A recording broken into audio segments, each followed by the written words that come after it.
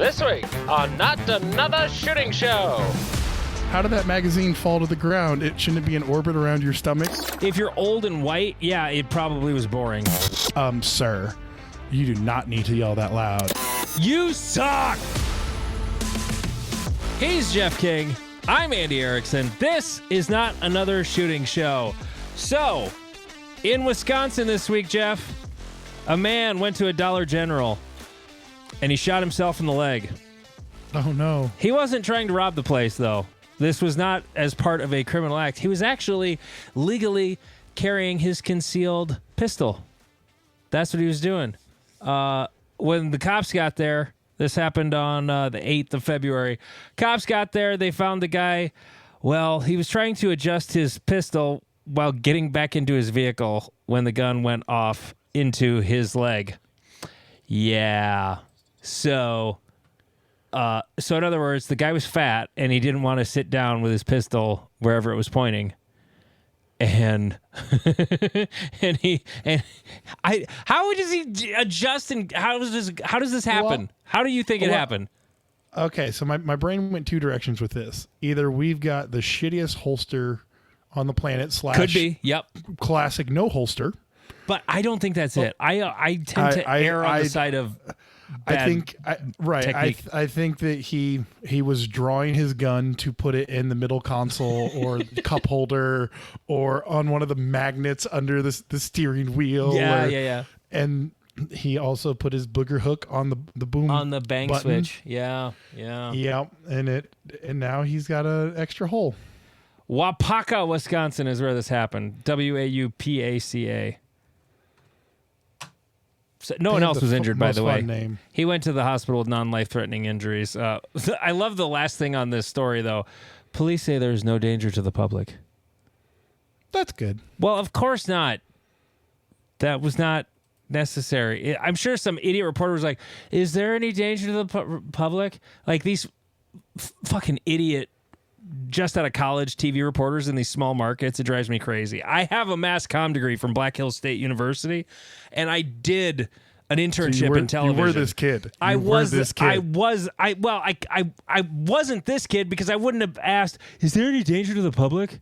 Well, as long as you're nowhere near this guy, I think you're fine, is what I would have said if I were the police spokesman. But no, some of the kids that come out of broadcasting schools they're just dumber than a bag of hammers, especially the TV people, because they never learn how to talk. They just learn how to look ridiculously boring on television because if you move too much, you look crazy. But anyway, that's a rant for another day. I have another shot himself story. It's less interesting. Oh, God. But I'm going to play Guess the Gun He Shot Himself With, Jeff. 19-year-old Buffalo man charged with a felony after accidentally shooting himself and injuring his leg. Buffalo, New York is where this happened. Police responded to the call in Custer Street around 2:15 p.m. They found Jazir Thompson suffering from a gunshot wound.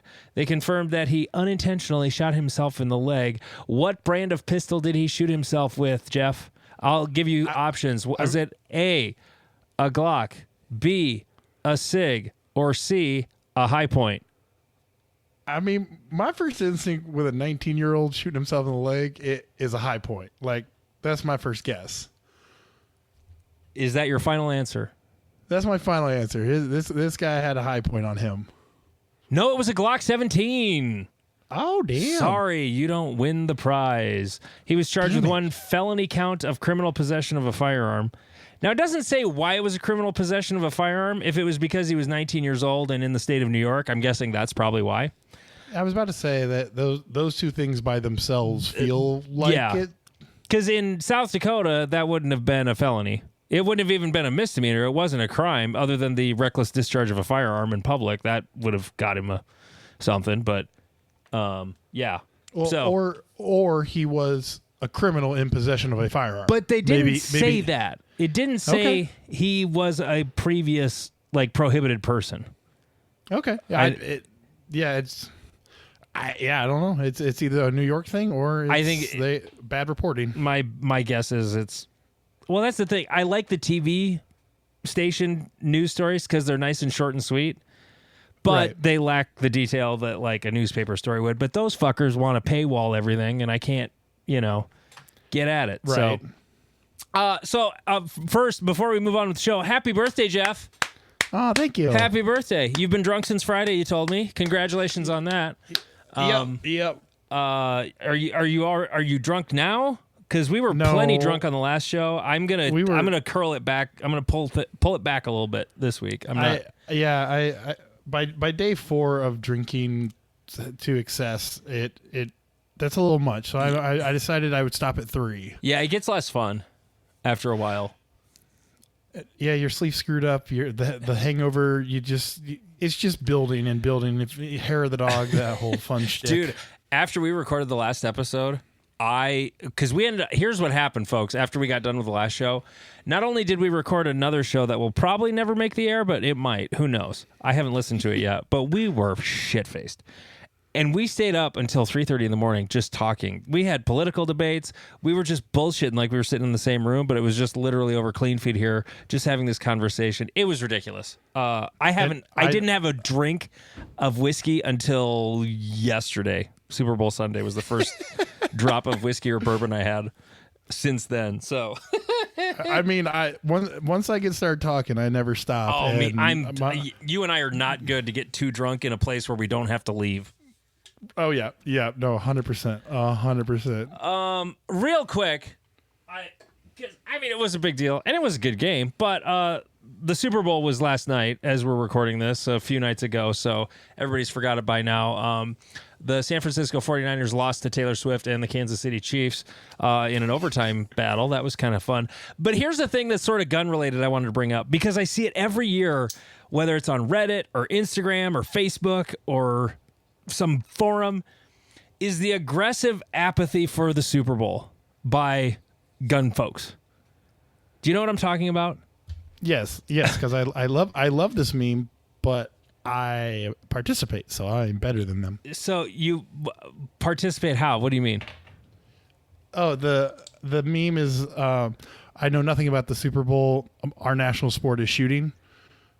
Oh yeah. Is that the meme? I wouldn't call that aggressive apathy. That's just like normal apathy. The people who are like I saw someone on Instagram say something along the lines of, I intentionally go to the range when kickoff happens because I can't whatever, blah, blah, blah. Really? It's fucking dark out. Are you serious? Are you really? It's February and it starts at 5:30-ish Central Time. It's pretty much dark by then. Well, what are you talking about? Come on. Oh, but I guess I don't have that level of FUD in my feed of people. I got complaints of different things, but yeah, I didn't get that level. Yeah, and I don't care what anybody says. The halftime show was dope. It was great. I loved it. Usher's great. I like Usher. Meh. It was. I mean, if you're old and white, yeah, it probably was boring. But I'm old and white, but I was also a top 40 radio jock for 18 years, and that album was huge when I got into it. So whatever. Moving on. More shooty stuff. You shared a story from I didn't put down who this was from though. I took a screenshot of the story that the guy posted, but I forgot to leave in who it was from. Now I feel bad. Do you remember? I think it's from one of the cops I follow, but I don't know. I think it was like a cop guy. And I have my phone on airplane mode so that it doesn't beep a bunch of times. So Good job. I don't want to turn it back on because I feel like I'm going to get 50 beeps. But we will put your name in next week. It said hotter take. I don't give a fuck about the 7th class you took this year. Once you have a base, go test your skills at a match and get humbled. I found a new dot index and draw technique. Sick. Let's see where you stack up. Don't get me wrong, continued education is important. Classes can certainly help, but I see it as a point of diminishing return at some point. I bet you'll take more out of a $25 match than a $500 class. Thoughts, Jeff? I have a lot of thoughts about it because it holds true amongst so many activities that people go to these classes and think, oh, I've accomplished the knowledge. I need nothing more to get more knowledge. And it's like, if you ain't pressure testing your skill set, it's not real. You find it in kickboxing and jujitsu. You find it in wrestling. You find it in cooking. Good, like go take a cooking class and then go work as a short order chef. I guarantee you're going to learn some different things doing that. Yeah, for sure. Well, and even just, okay, it's February right now.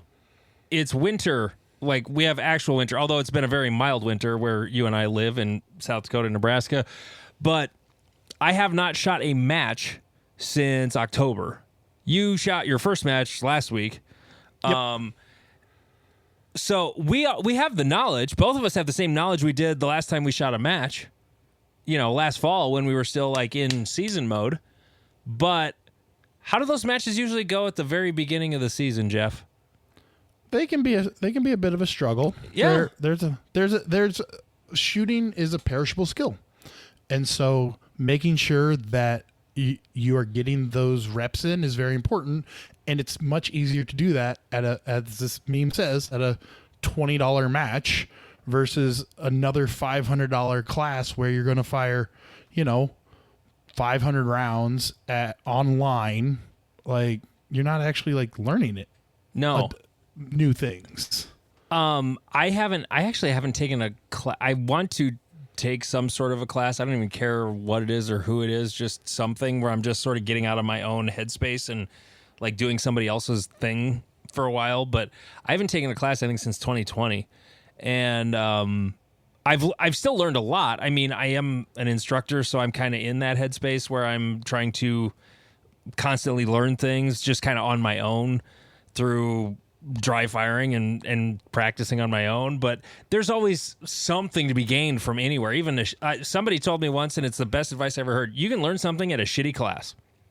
You can. You can. It's not like it's worth your money or time, but to think that there's absolutely zero you'll get out of a shitty class, I don't think is true. Now, is it worth your money and time? No, obviously not. But right. But there's also the part of me that again sees this as I've checked the box, I'm good. Or there's a weird thing in the tactical community that I don't understand is the like, there's almost, it's almost become like a bragging point of like this guy's saying is like, oh, you took your 7th class this year. Like I see people there. The guy who runs Active Self-Protection talks about doing like 300 hours of gun class a year. And I go, why? Like what? I don't do that much. Just and I'm practice. better than you. Yeah. Like just practice. Just practice the skills you've learned. What is that guy's name? John Correa. Oh, he posted the like dumbest internet content nonsense this week you could ever imagine. He was talking about, okay, I've got mags I have for classes, but I only use perfect pristine magazines for concealed carry because I mean, sure, those ones I use in classes, which apparently he does a lot of classes every year. Well, he teaches a lot though, right? Yeah. Is that what he's talking about or taking? He's talking about taking, but he is also an instructor of some sort. Yeah. Like, he's like a range master certified, which I don't really know much. I don't know much about the teaching sphere. The last class I took was from Ben Stager. The one before that was Ben Stager, and then the one before that was Ben Stager. Okay. So like, I don't get involved in like the tactical. I know. I want to take one that's classes. I want to take one that's out of that like competitive shooting paradigm and something totally different. There's a place in Omaha called 88 Tactical, and we can hit them up and be like, hey, we are all better than you. Can you do a class that will be interesting to us? I mean, we'll phrase it slightly differently, but hey, they've got an Instagram influencer that works down there. I know. What's her name? Thea Van Lee. That's right. Yeah, she showed up to a match or two. She's either like super nice or sometimes she can be kind of confrontational over weird things. Oh, really? Yeah, like one of my friends was ROing her, and his unload and show clear, she like corrected him and was like, sir, you do not need to yell that loud. And he's like, I gave you the same unload and show clear I give everybody. I don't really know why we're having this conversation. But okay. Yeah, we could easily take that class, but I think I was the one that either sent that to you or because I was involved in that thread of the whole magazine thing, and it's like It either works or it doesn't. Like, is it beat up and chipped up? Great, it'll feed in better. Just replace the spring. Make sure the follower's not all nicked up and shitty. Make sure it's clean. It's fine. Right. I mean, we can have a whole conversation about gun maintenance because, like, I don't Yeah. do any on any of my guns or my magazines until they break, and then maybe then I will try to fix it if I remember, because I found out that one of my optics is loose and I hadn't fixed it because I forgot that it was loose, because ADHD is wonderful. Yeah. And I found it at the match and was like, good thing I have a backup. Yeah. No, I mean, I learned that with I have only had to go to a backup. Well, I've had to go to a backup gun twice. Once was dot battery went dead. That was when I was shooting the bursts, though, and those batteries go dead in a hurry, so it kind of sneaks up on you. The other time, it was my Gen 4 Glock has the old style trigger return spring, which, if you know Glocks, you know what that is. And that was like the one fragile point in the gun, because if that goes down, it turns into a single shot pistol. And and the new version is like it's still doing the same thing, but it's a spring that compresses instead of pulls apart. So it's not gonna break as easy. I haven't heard of one breaking yet. So, but that's the only two times I've had to like go to a backup gun. I've never, outside of like stupid tuned flat follower CZ Tac Sport Orange magazines, I've never had a problem with a factory magazine ever. No. That I was untouched. They just run. I run them with all of my mags have gram followers in them, and most of them have the springs that I got with them years ago, and they still work fine. Like I personally believe people over maintenance their equipment, to a degree, and it's like it's this like weird like mindset that I need the perfect gun with the perfect ammunition and the perfect followers and the perfect this in case I ever have the situation. And like for him to say that was so baffling to me, because it was just content. It was clickbait content. It was easy follows and algorithm pumping. That's all it was. I get it, because like if you watch enough of his stuff, you realize that the number one cause of jams is bad grip. That's it. Yeah. It's every time I've watched a gun jam on it, it's someone who's got like two fingers on the bottom and their finger is somehow in the trigger, and they're just yeeting rounds over the counter of like a T-Mobile store just downrange. And you're like, I guess none of the firearms basics matters there, but okay. It can also be some European pistols with factory recoil springs. It can be. Yeah. Because I bought one, and I was surprised when I shot one-handed. Like, I had to squeeze that fucker, or it would occasionally still. And this was with my hand loads for USPSA, so they're softer a little bit. Right, of course. But yeah, and it's I agree it was clickbait, but it was one of those strange, but like he's parroting what the tactical community talks about. It's what they wanted to hear. He's playing to his dude. This is Radio 101. Like, play the hits, Jeff. You play the hits. Why are we beating the shit out of the same song over and over again? Because we're playing the hits. Because people want to hear the hits. Whether you know it or not, you want to hear the hits. I'm telling you. I know you're right. I'm just obstinate. Speaking of hearing the hits, it is time. We didn't do it last week, but it is back for the second time ever. Ladies and gentlemen, it is time for Jeff's comment section. Yeah. Well, you need to go back to Call of Duty. You're not John Wick. No, you're not close to as good looking either. Right? You don't have Kevlar tuxedos either. It's not a tuxedo, it's a suit. Well, it's a three-piece. That'd be kind of cool, though. Kevlar in a sport coat. I mean, it hurt like hell when you got shot, but hey, it's not going through your... You fall out of buildings. And you still can walk afterwards. It's amazing. Exactly. Yeah. Why don't you duel someone your own size? There is no one my own size. No, there isn't. I mean, I know someone who's taller than you, actually, but they have no interest in going to a match, so. I feel like I'm watching this from a drone. Are these all relatively recent ones? Yeah. I wonder if these are some of the people who were, who are like, hey, what's his YouTube channel? I want to go talk shit on his YouTube channel. They're normally not I have one for that. Oh. How did that magazine fall to the ground? It shouldn't it be in orbit around your stomach?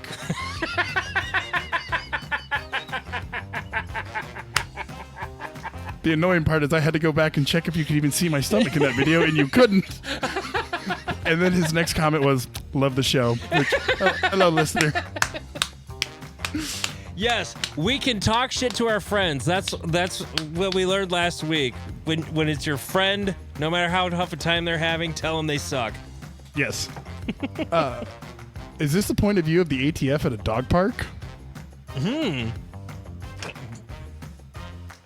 Let's see. I suppose. I don't know if they're that tall, but... Really? You need wristbands? You know what? I noticed your wristbands. Why do you... I know I have an idea why you wristband, but why do you wristband? Because I sweat more than almost anyone on the planet, and I can literally feel the river of sweat go down the back of my arm and fill my hand. So when I form my grip, it literally squish it. It goes... I thought it was just to wipe your hands off. Nope. Because I wore wristband. I wore one wristband when I was when I played baseball or softball on my left hand, and it was literally just for my throwing hand to dry it off. But that's sort of kind of the same thing. I figured that's why. I noticed that watching one of your videos this week, though. You have two big old like baseball wristbands on. Yep. I cover my hands in lifting chalk. And if you wore gloves, you'd totally look like a baseball player. You know. Yeah. Just wear batting gloves. Actually, I wonder how, because like tactical gloves suck to shoot pistols with. But I have an old pair of batting gloves around. They're a lot thinner. Yeah. It might actually be kind of okay. Yeah, I kind of want to do it try. for fun now with like bright white batting gloves. It would look so douchey, but it would be kind of fun. I get one golfing glove. Oh, there you go. Yep, that's a great idea. Sir, this club is for couples. Oh, never mind. What? Oh. I don't get it, but I kind of like it. I don't think I get the joke. Yeah. Was there something in the video? No, not really. Oh. I mean, here's another one of my attire. And let it be the last time you're wearing those shorts that short, my boy. Well, you don't really have a choice. Right. They're the longest inseam they have. I'm just tall. Well, they're still not Steven high. I mean, that guy... Well, I mean, if Lane listens to this, he'll be very upset that you put Steven ahead of him. Oh, well... He believes anything longer than a 3-inch inseam are pants. Yeah. Well, they're both pretty... I mean, Steven isn't Lane fit, but he's pretty fit. I don't know. It's just all thighs and barely shorts. I don't know. It's like the bottom of a wrestling singlet. Exactly. Yeah, I'm not wearing PEDs. shorts like that. No, not gonna happen. My thighs will rub and chafe too much. Body Glide is fantastic for that, though. By the way, little tip for you guys with the thick thighs and normal shorts: Body Glide. And finally, put me and this kid in the woods and see who comes out on top. This is for the birds. Put me and this kid in the woods and see who comes out. What? What a... God, yeah. That's so... Can you imagine the context in which you would write something like that? Yeah. Oh, yeah. No, it's... I've just learned to go, huh. Okay. Yeah. Moving on. I was hoping you were going to take some of my comments. What one is this? I wrote a couple. Well, that one I was making fun of everybody else because like there's always one comment in every one of your shorts.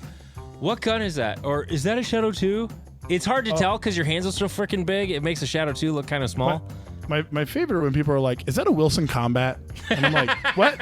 No, what? No, I didn't pay $3,000 for my $600 gun." And I didn't have to break it in with 700 rounds. Yeah. Am I gonna go there? I'm gonna go there. We're done with the comment section. Tune in next week for another exciting edition of Jeff's comment section. I did get a message. Somebody's like, "Hey, when are we gonna have some way to interact?" Let me tell you, there's some. having worked in radio for a long time, where people can call me and yell at me and go, "You suck," it's kind of nice not having that two-way feedback. But no, I mean, I plan on doing. I still haven't gotten to our website. I'm toying with a Telegram channel for interaction, which I kind of like those.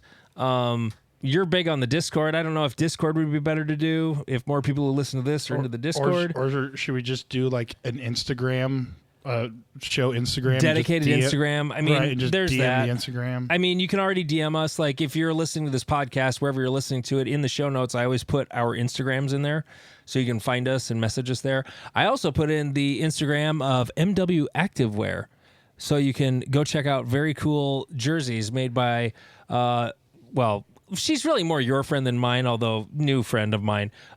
Michelle Weitzel makes fantastic jerseys. I just sent her the other logo I wanted on my Not Another Shooting Show jersey that she's making for us. So, and we're even doing the flashy ones just for you, Jeff. Yes. Flashy.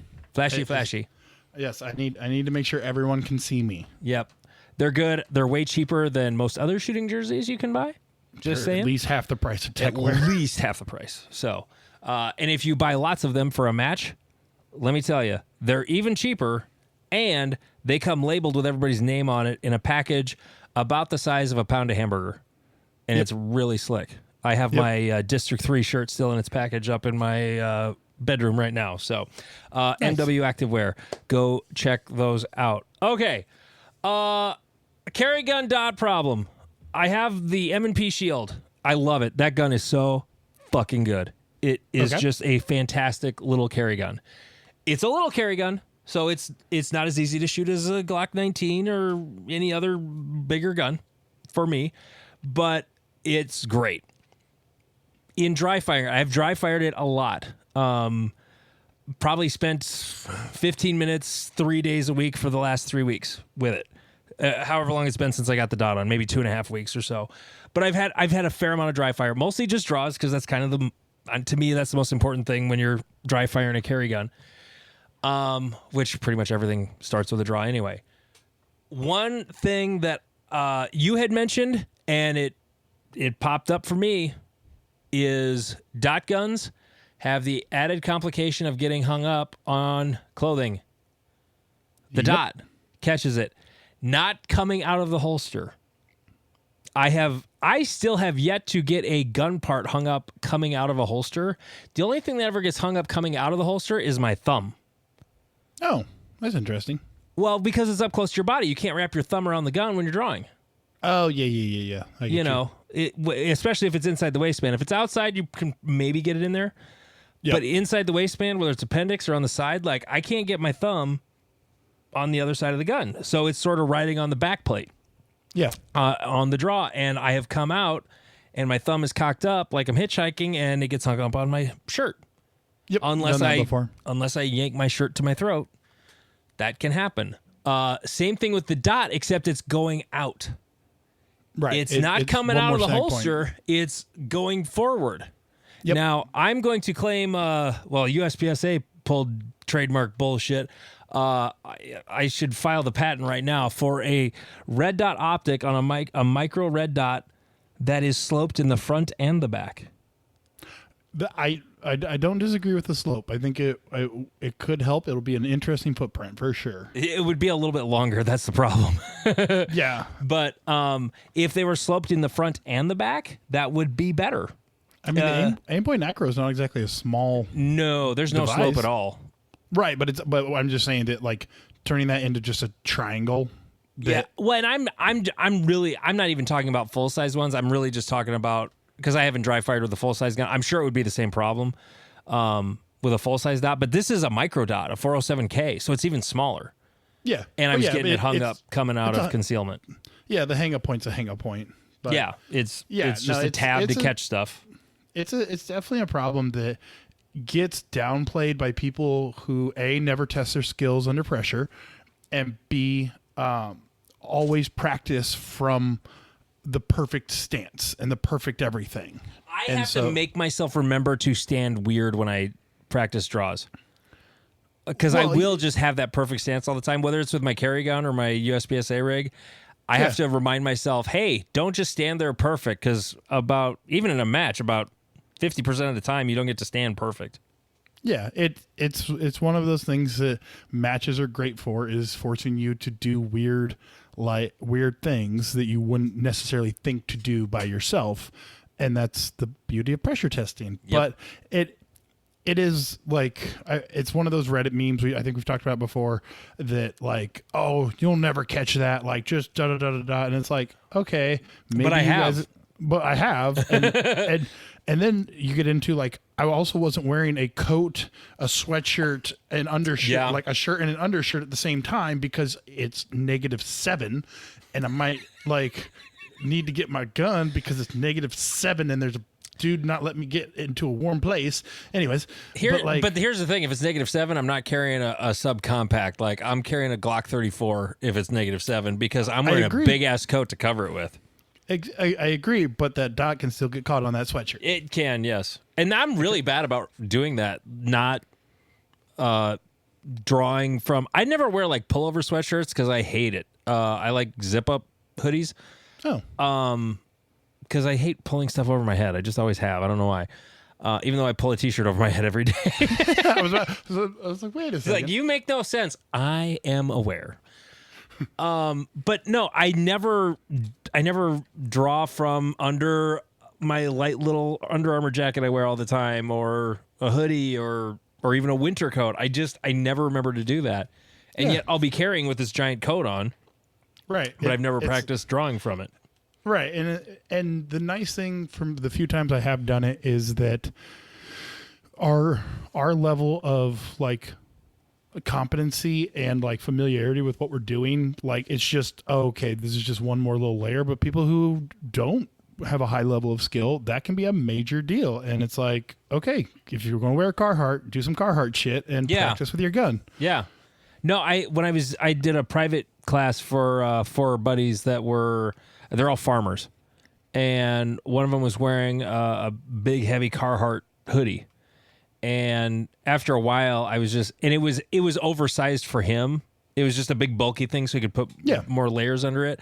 And after a while, I was like, dude, it's starting to get unsafe. Like, you should probably just take that hoodie off, and like your shirt will be enough to learn for today, and like practice on your own with the hoodie. But it was like, those are choices you have to make. Like, what am I wearing? What am I actually wearing? And how's that going to work? Because I have even T-shirts. I have T-shirts that are great, and I have T-shirts that suck when it comes to carrying a gun. Right, because like a more form-fitting, like dry fit that is hugging your body is more likely to get snagged as you're pulling it up than one that's hanging loosely in front of you, but it doesn't look as good. Like it becomes. Well, it also doesn't hide as well. Right, and it becomes that conversation of like, do you dress around your gun? Like, and most people are like, I'm not going to da da da. It's like, no, you kind of have to. To a certain extent, yes. I'm not real particular with shirts. I am with pants. Right, like I wear my Shoot Me First pants on a regular basis because they fit me, but they're meant for this work. So carrying a gun with them isn't a problem. I do. So like, you wear like tactical cargo pants all the time? 511s, yes. Yeah, I finally found jeans that fit me. I wear 511s or LA Police gear pants, and they're comfortable. I like them, and they have pockets. I love the back pocket because, like, if I have my phone, I can just like slip it into that like back kind of like angled pocket. I've tried like all of the different. There's some that are better for that than others. It's kind of weird. But anyway, it was just something I found that was sort of a thing. Like, the dock can get hung up, and you had already said that once to me, and I don't remember if it was on the show or not, but I remember you saying it, and then it actually happened a couple times just one morning. Like, oh man, you gotta get that shirt out of the way. I love validation. One more carry dot problem. Check your batteries. And they say change them on your birthday. Well, I was sober when I put the gun on, and I was never consuming alcohol while I was carrying. Hey, you'd have been legal in South Dakota. I know, but every time I pick up my gun, it's still in its holster, so everyone's safe. and I look through the optic while still holstered because mine has a little gap that I can see the sight through.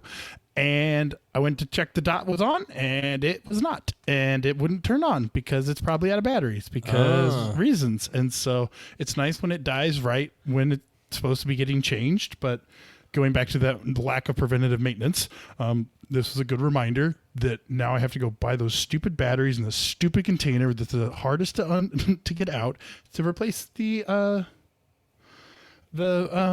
battery in my optic because it's dead. Oh, is it an But luckily, RMR? I had a backup. Is it an RMR? No, it's a SRO. Oh, okay. You carry an SRO. That's awesome. With a 5-inch M&P, I might add. Correct. Yeah. So I don't want anybody to take it like, yeah, Jeff and I carry guns when we're drunk all the time. Like, no, what I was referring to about South Dakota is that as long as your chamber is empty, you can be drunk and in possession of a firearm. Yes, we talked about that. We talked about that ago. I think it was the first or second episode of our show, but I just wanted to say, like, I'm not cavalier about being drunk and carrying guns. Like, I don't plan to carry guns and getting drunk, but sometimes I go out for dinner and then I find out, oh, they got summer shandy on tap. Okay, I'm gonna have a beer now, and then I'll go unload the chamber of my pistol and put the mag back in the gun, and then I'll, but the first chance I get to go back to the car and like put it in my little car safe, like I do that. So Yeah. I just didn't want anyone thinking I'm like walking around shit-faced with guns all the time on me. Okay. Speaking of dots and things, I'm going to rearrange things at the end. We can finish with the USPSA bullshit. Because I don't know if it'll last long or not.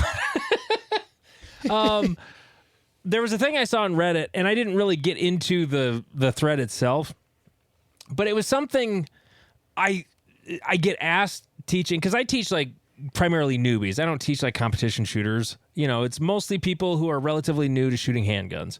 Right. And even if they're not new, they're still relatively inexperienced. They have pistols and they shoot them, but they don't have holsters for them. They don't carry them. They may, in theory, like travel with them, but they're just in a case. They're not like carrying them in a holster or anything. But sometimes they're like total brand new newbies, and so they're like, "Ooh, I do intro classes where I provide guns and ammo, and then you try all these different guns. Some have dots, some don't." And they're like, "I really like that dot, but should I get one with irons or should I get one with a dot?" And that's what this Reddit thread was about. And we spent more time talking about this before the show than anything. I'm very, very, I don't have a great answer, and I think ultimately my answer would be it doesn't matter. Yes. That's my general consensus, just because especially in the modern era with how much red dots are taking over the industry, like they're on everything. If you're a company and you're putting out a gun that's not optics ready, you're kind of an idiot. Like, everyone's putting out optics. And so, like, if you're never going to shoot an iron-sighted pistol, it doesn't really matter. Like, I can count on one hand the amount of times I've shot an iron sight rifle in the last 5 years. Oh, in the last 5 years? Ooh. Yeah. Ooh. I would have to say, well, nope. I have, but it was a 22 or it was a lever action. Right. So it's like, mine was my AK, because I'm a little bit of a traditionalist with that one. But literally no other rifle that I own or have shot in the last 5 years has been iron sights only. And so, like, it becomes this, like, I remember back when I first started getting back into guns in like 2015, something like that. I thought I was supposed to start with iron sights on my AR that I was shooting in a 25-yard range, because that's all I had. You used to see that dogma a lot about rifles. Like, you got to learn with irons first, then you can use the scope. That's fucking stupid. No. Yeah, I had an old guy walk up to me and go, good for you for learning how to do iron sights. I was never very I was never good with them. For you for learning how to shoot the iron sights. Right. Before you got the scope. And so I personally believe that this idea is one of those like, oh, you newfangled kids and you don't know. And it's like, yeah, it's fine. Like red dots are becoming more and more reliable. I mean, as I joke, like mine's dead right now, but I just have another one. It's fine. Or I put a battery in it and it's all fixed. But it's like at the end of the day, the sighting system doesn't actually matter, and it's the work you put into it, because I've seen a lot of people who can't hit the broadside of a barn with iron sights. Like, so it's like whatever you're going to train on is fine. If you want to have a red dot, cool. You don't need it. You really don't. But if you want one, get it and then go practice with it. Go to the range. After your first class, go take it to a match. Like, I think that's my opinion on it. I don't disagree with a single word you said. But working with a lot of new shooters, it is much easier to work with them with iron sights, because they can see all three of the bumpy things all the time. You know, the concept is so much easier, even without drawing. You know, even just grabbing the gun, unless there's a co-witness to it, which one of the guns I do teach with that I have, it's a Glock 17, but it's a Brownell's slide for with an RMR footprint on it. And I've got a Holosun 507, I think is what's either 507 or 407, one of the other, same dot pretty much. And you can just, I've got Dawson red dot sights on it, and you can just see the irons lined up in the very bottom of the window. So that's a great gun for me to teach people how to find the dot. I don't teach them to co-witness. Like, I hate co-witness sites. I think they're stupid. They're pointless. Agreed. But it's handy for someone new to have them in the bottom of the window to help find them, especially in a class environment when I'm trying to teach people to, okay, just try to line up the irons. I need to change out the fiber in that front sight because it's red. So I'm telling them to try to find the red dot, and they're like, oh, yeah, I see it. I'm like, is it a bright electronic dot or is it just this thing here? So I gotta put green fiber in that thing. Yeah. But just so I know what they're seeing. But it's hard to. I haven't figured out the best way to help someone find the dot.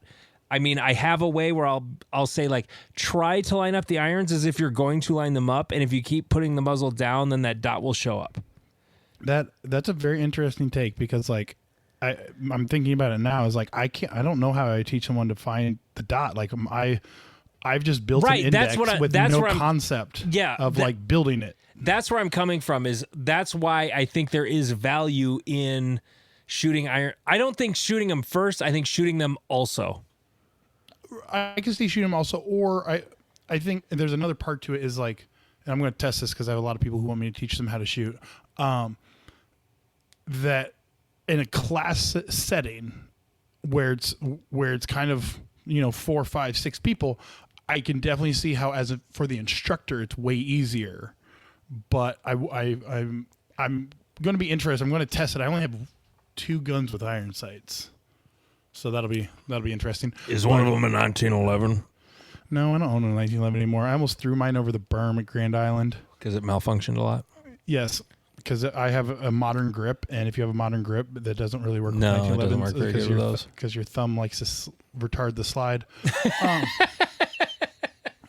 Found that out the hard way.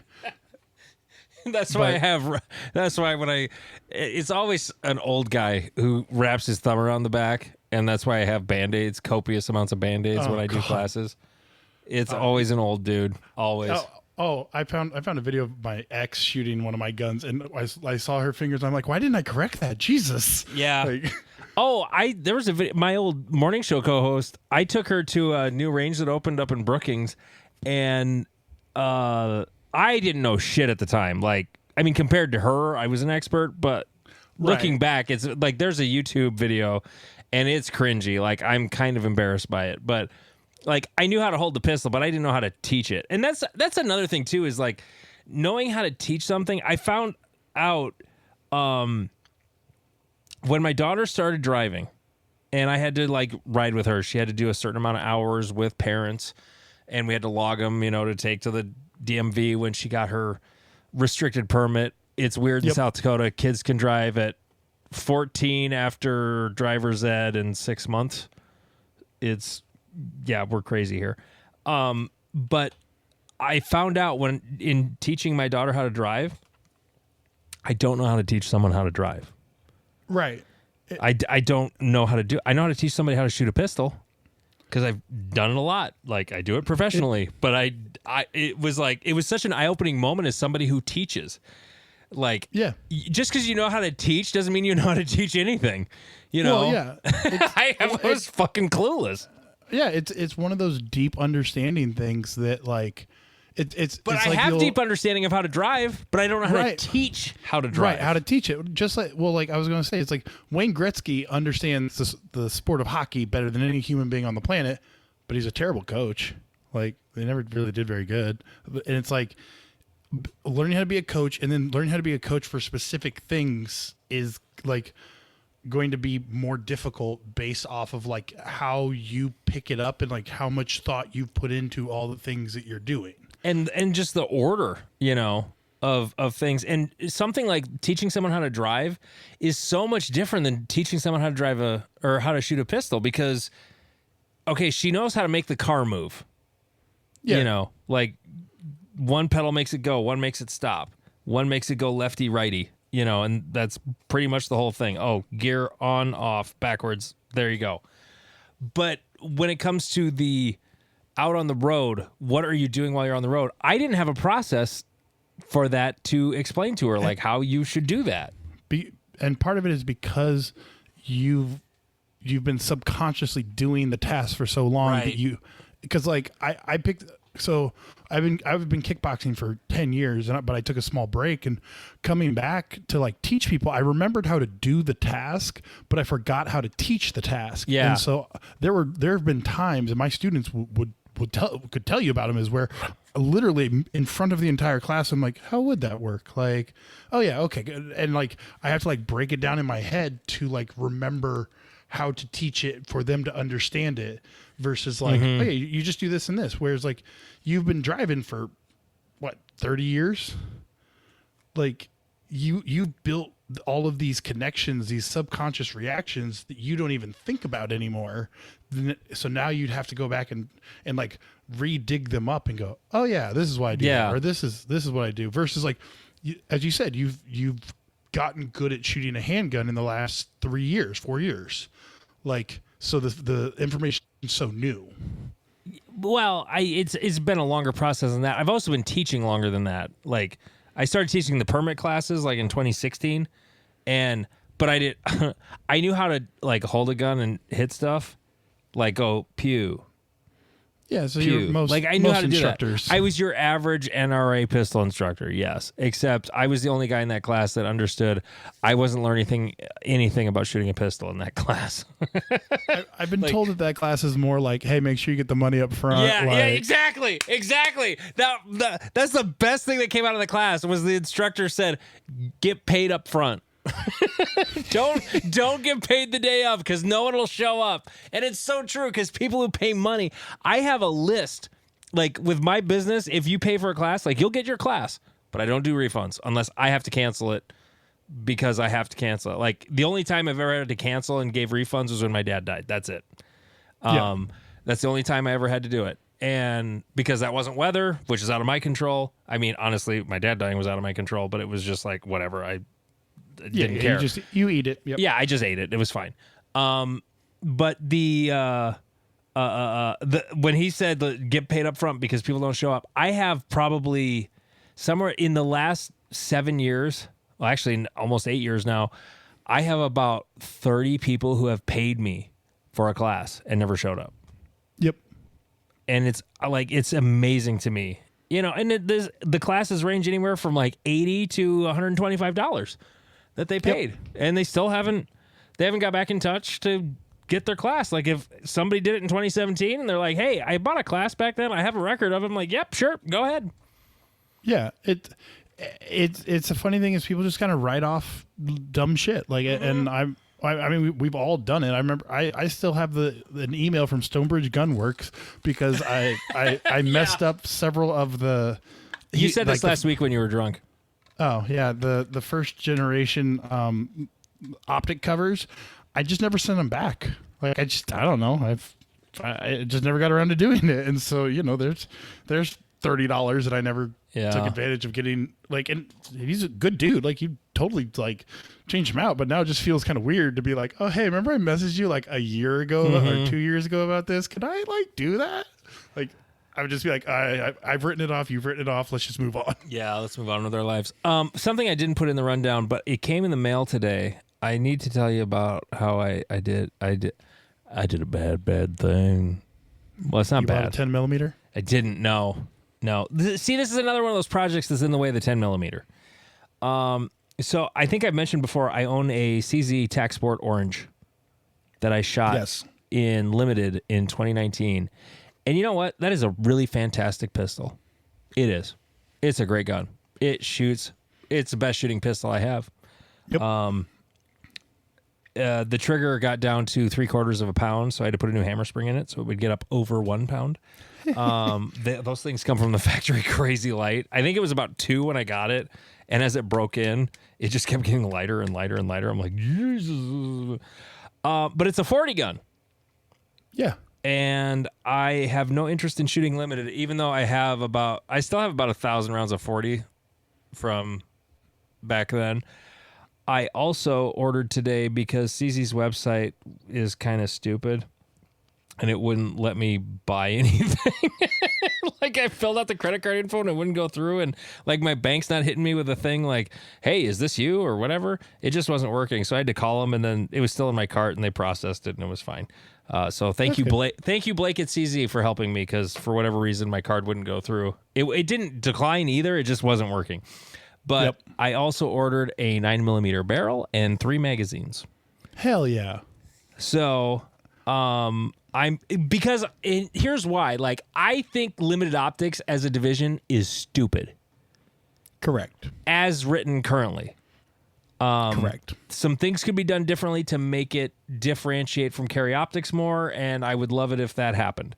However, I have a pistol that I paid $1,700 for back in 2018 that I only shot for 1 year, and it's probably got about 9,000 rounds through it, a 40, and it's just sitting there. It has, I would take a bath in trade value on that thing. Like, I know nobody, because first off, it looks beat to shit because I drew it a lot. The magwell is all chewed up. Like, I'd probably get, if I took it to like Shields, they'd probably give me an extra $300 if I replaced the magwell before I traded it in, Oh, yeah. Like, they would think that matters. Yeah, I've sold a gun where a guy was like, "Is that a scratch on the side? If it is, I don't want it." And I'm like, if it is, it's a scratch on the side of a Glock 19. It'll be fine. Yeah. No, I bought a used Glock 19. That thing was actually well shot. It was well used. You could tell that thing had been shot a lot.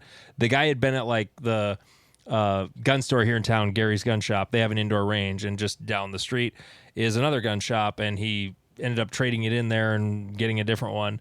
And then I saw that gun there, and I'm like, that's a Glock 19 for $400. I should buy that. So I did. But he said he would go to the range like every week and go shoot, 100, 200 rounds through it.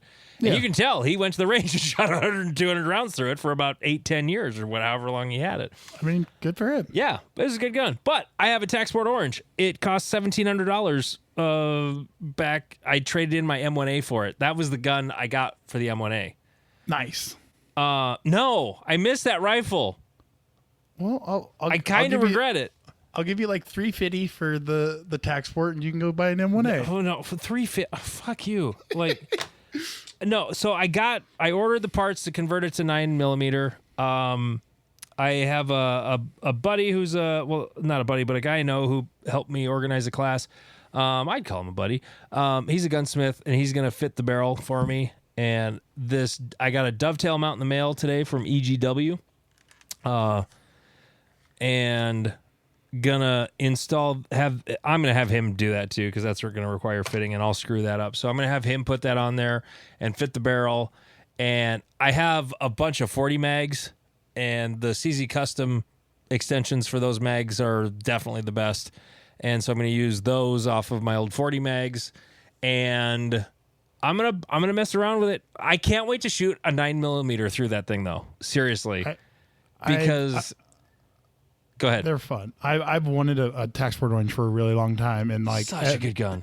Everyone says they're the greatest thing ever. You need a couple extra slide stops, and I'm just sitting here going, oh, I was hoping that if I come up and take your class this year, I could shoot that because I have a case of 40 sitting next to me that I bought from a buddy. Well, you can, because like all I got to do is swap the barrel.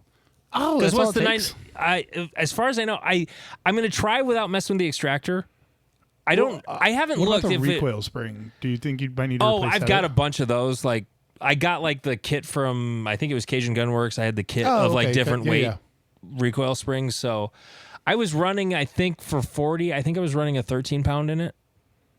Okay. Well, no, it sounds like it'd be fun. I think, yeah. So but that gun is a boat anchor. And unlike the Shadow 2, like the Shadow 2 is about the same weight as a Taxport Orange, but it's not as big. It's more weight in a smaller frame.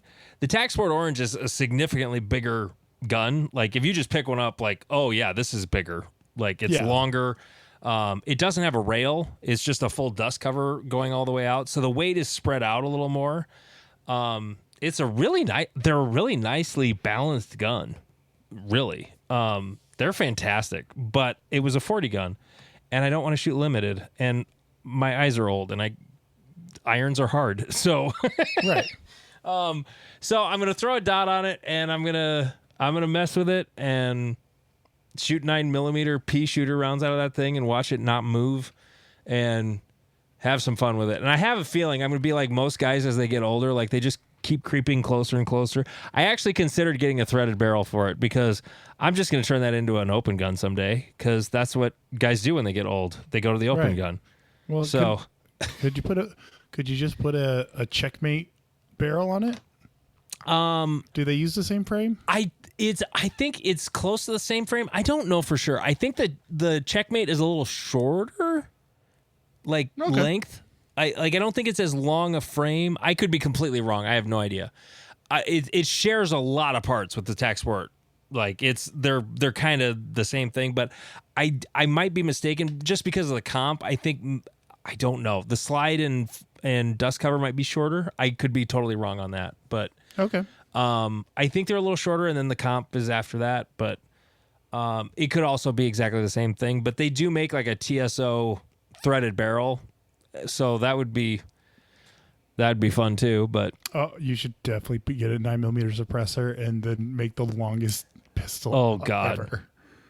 yeah, a steel one too. But anyway, no, I'm excited to do that. That'll be fun. I just got the barrel and the mags ordered today, so it'll be a while before I get that, and then I got to get it up to Jerry and have him fit it and all that. So, yeah, I'm excited about that. Okay, now to close out the show, USPSA Hit Factor. We almost had to change the name of the Cornhusker Classic and the Great Plains Hit Factor Championship to, well, Todd was like score divided by time, and I did it like I actually changed the name to a math equation temporarily, where it was like points divided by time equals score or whatever was the name of it. I was just annoyed that Todd changed it from the Galactic Championship. I want to shoot for the Galactic Championship. He removed Galactic. He asked me about that. He called me last week and was just picking my brain about a couple different things. And he's like, "Should I remove Galactic?" I'm like, "I don't know. I think it's fun. Like, sure." I thought it was awesome. I mean, it's still the Cornhusker childish. Galactic Championship. Who gives a shit? Like, right. When you're being a rebel, it's it's hard to. We're the People's Front of Judea, and you're the Judean People's Front. At the same time, though, it's like I think he's thinking like I am. Like, how far is too far? Like I'm pushing boundaries here. Like, hell, I'm running for Area 3, and I'm openly rebelling. So, and by the way, shout out to oh crap, I forgot his name. I got to go back to the text messages. Down in, I believe it was the KC area, they sent me a bunch of signatures for my Area 3 petition. Nice. Scott Hatrup, thank you very much. Collected a buttload of signatures for me.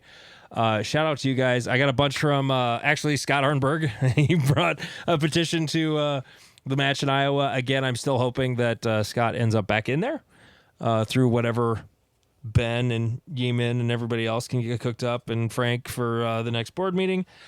They did nominate, I guess, a Jim such and such from Boone. Yes. From Utah. He's going to be the Area 1 interim director, and he's running also. I heard my Area 3 opponent, who, like, I don't feel like he's an opponent, but Luke Faust, they haven't done the interim thing. I would hope they'll just make him the interim after if Scott isn't coming back or whatever, after they figure out whatever from the Delaware attorney. I would hope they just make him the interim Area 3 director. Like, it'd make the most sense. It really would. I mean, the bylaws don't say they have to use the suggestion, but it's sort of stupid not to use the suggestion. So, but they have definitely looked at every situation and gone, what's a reasonable reaction? Let's do the opposite of that. Let's do the complete opposite of reasonable, which brings us to the trademark of Hit Factor. Apparently, from what I have gathered from various places,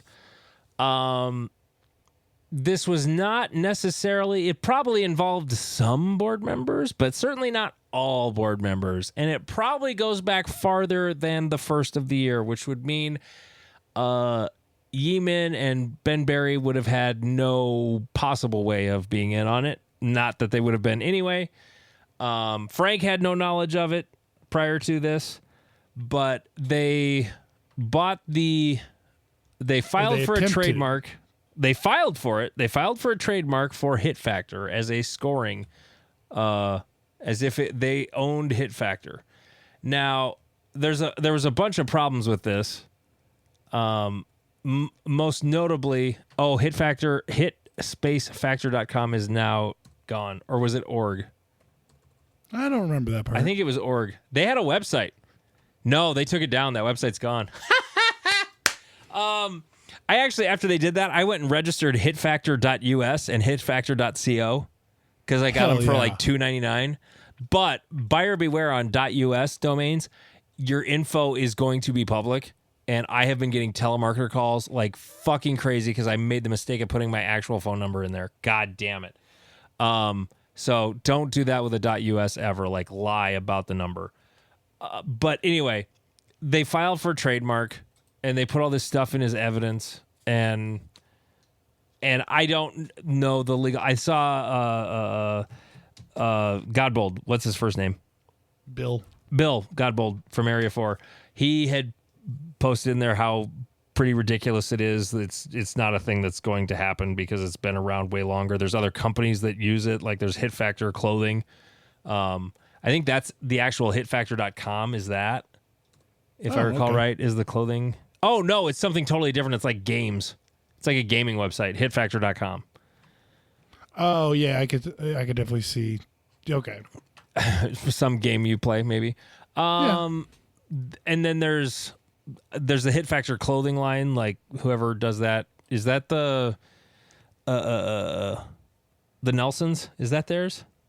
Through Practice Score, or did they just advertise on Practice Score? Probably just advertised on it, but yeah. And it was interesting that Ken Nelson came out and was like, I'm not behind any of this, and I will gladly just copy and paste the scoring system and call it a different name. Like, if you want to play that game with me, he would literally just change Hit Factor to something else, and it would be not a big deal. It would not matter at all, which was really the nail in the coffin for this whole thing. Like, why they thought going after clubs through a copyright thing, or a trademark filing. Whoever thought this was a good idea, fuck you. Like, it's just so you already have an organization in revolt. Your biggest moneymaker, the clubs, are intentionally not sending you money because they're pissed off. And these are people who don't even follow regular internet drama. These are like I don't mean to offend anybody, but these are the old guys who are mostly unaware of this shit for the last 5 years. Right. You know, they're just the guys that run the clubs, and they go and they shoot the matches and they're whatever. And then they find out what was going on. And then, like, even they're pissed. And then, after people get them riled up about Scott getting removed, then they were watching the first live stream board meeting, and they remove the other most likable board member ever in Frank Rizzi. And they're like, what the fuck? Right. And now I get why they ended up being called howler monkeys. Like, right. It's always like seeing it live is. It's oh my very God, hard it to was dispute. great. It was great. It was so great. How go? I haven't even drank that much, really, honestly. Yeah, so they tried to trademark Hit Factor, and it pretty much died as quickly. It was a thing, and whatever. It's dead. Like it got pulled or whatever. So I saw Ben Berry posted that on Friday that they withdrew the filing. So we're not shooting for the Galactic Championship. well, Todd Sad removed. panda. It still could have been Galactic. Todd should still make it Galactic. I'm gonna argue with him about it. Yeah, I think you should. Okay. I very deliberately, by the way, folks, kept the USPSA stuff for the end because I'm a little fried on it. I get why some shooting shows are just like, nope, we're done now. But we're up to our 8th episode, Jeff. Yep. Episode number 8. Well, on the Paracast yesterday or the other day, Tom and Robert were talking shit about how they're up to episode number 401. But guess what? This show doesn't take weeks off, guys. Just saying. We've been here every week for 8 weeks. Also, I have 74 episodes of another podcast that has only missed 1 week in a year and a half so far. So just keep that in mind, guys. That's all I'm saying. He's coming for you. He's coming for you. Yeah. Oh, yeah. Well, but I can't catch up unless he keeps taking weeks off. So they need to keep taking weeks off. But I like their show, so I don't want them to take weeks off. You're doing two a week. But I'm doing 2 shows a week. That's true. Yeah, you're right. That's true. Anyway. All right. Well, thank you so much for downloading and listening. Make sure you go find us on Instagram, Jeff_the_monster_king on Instagram. Did I say it right? Yes. Okay. And I'm Andy.E.605 on Instagram. The show notes have our links as well. MW Activewear, she makes fantastic jerseys. Get those. He's Jeff King. I'm Andy Erickson. This is Not Another Shooting Show.